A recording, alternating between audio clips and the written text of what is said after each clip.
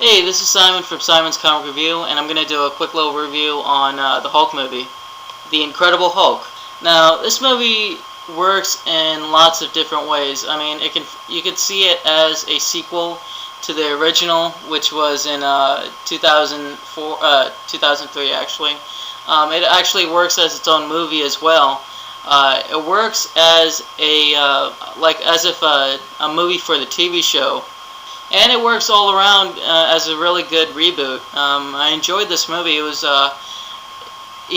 this movie further on proves the point that if you respect the source material and the fans, you can still make a good, decent amount of money.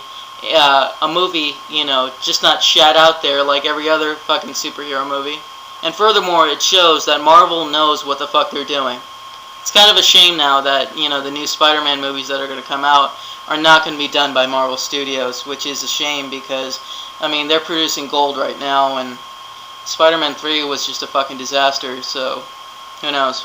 Anyway, I'm going to just tell you what my experience was in the theater while going to go see this movie. The first time was actually not really that pleasant. I had decided to take my mother to go see the Hulk movie because I believe that she should see. My mother is quite old, and I thought she should see these kinds of movies. I've always loved comic books, and my parents never really understood, what my fascination was with guys running around in tights saving people. So, whenever I get a chance, when something like this comes out, I try to take them along and show her, look, this is why I love it so much. Anyway, took her down to opening night, and the theater was quite packed. It was really just a lot of people. So I told her to take the car and park it while I go get the tickets. I don't know what happened. I stood there for about an hour and 40 minutes or so. Ended up calling her 3-4 times, finding out that she had gotten lost in the parking lot. Took the car, went back home. So by the time I went in and saw the movie, I only managed to see the last, the fight scene between Hulk and Abomination. So, and also the whole time I was really in a bad mood and, kind of pissed off about what just happened. That's old people for you. Anyway, I did manage to go see it again with some friends, and I did really enjoy it. It was pretty much everything I was expecting it would be. Plus a little, bonus things in there that I did not expect I was going to see. Now, if you are going to go see this movie, go in early because you do not want to miss the first 5 minutes of the movie. They're crucial to lay out, the new reboot of how he gets his powers.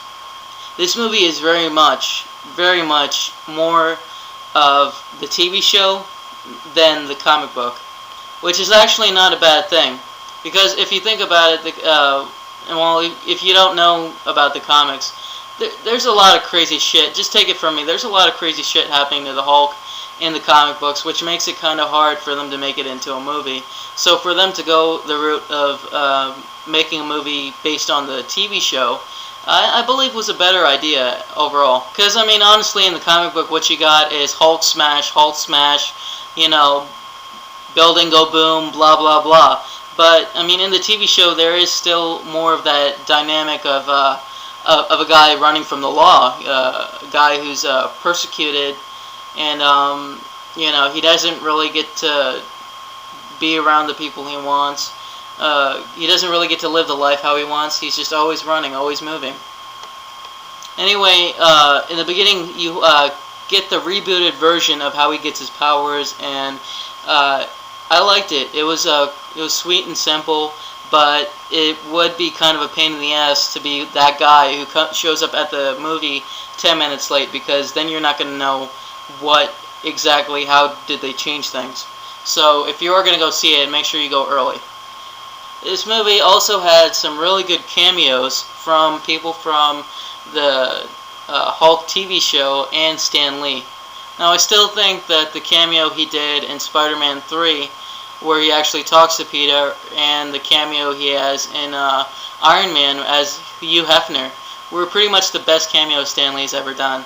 I wish that they would have had him Hulk out when he took that soda, but I guess it wouldn't make sense to have Stan Lee turn into a Hulk before Edward Norton gets to turn into the Hulk, and you actually see him instead of him in the shadows. Also, we got Lou Ferrigno, who's that was a really good cameo with him getting the free pizza, and he said something like, "You got it, brother," or something like that. There was a cameo of the guy who played Bruce Banner on the TV show while he's watching TV. It's while he's watching TV and watching Sesame Street. Right before he switches, you'll see a little cameo of that guy.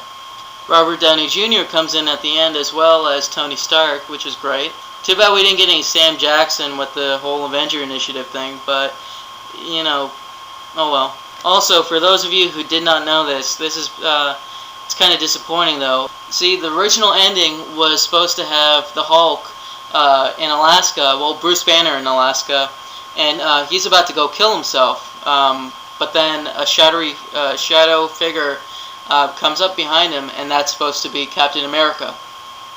They did cut that from the theatrical release, and we didn't get to see that in the theaters, but I have been told that they're going to put that deleted scene in the DVD.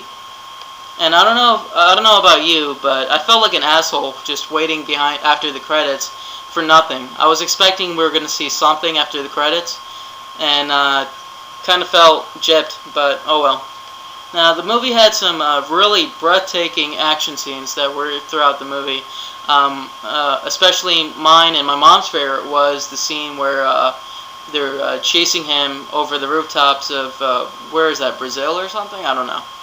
And that ending fight scene was just insane. It was something you saw out of Transformers in a way. It was brutal. Now, I did manage to take my mom again to go see it, and she did manage to stay awake throughout most of the movie, which is a good sign for someone her age, meaning that it must have been a good movie to her. She said she also enjoyed it more than the Iron Man movie, which I think is because it's a little bit more simple than the Iron Man movie. It was a little bit easier for her to understand. You see, my mom, she's like an 8-year-old with ADHD in a candy store. So for her to sit down for about an hour and a half and watch this movie was just, astounding. Alright, going back to the movie, the factory fight scene where the Hulk is kind of like in the shadows and fighting all the soldiers, which was pretty cool. It had that whole, horror movie aspect to it.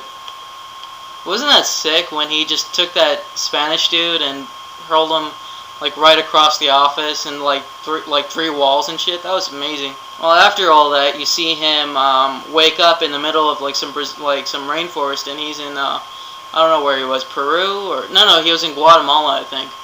When just goes to show you that this guy turns into the Hulk, and God knows where he'll wake up next. And it was a really sad scene with him begging on the street. That scene really got to me because it's just seeing him there with his hands out in his ripped up pants and shit.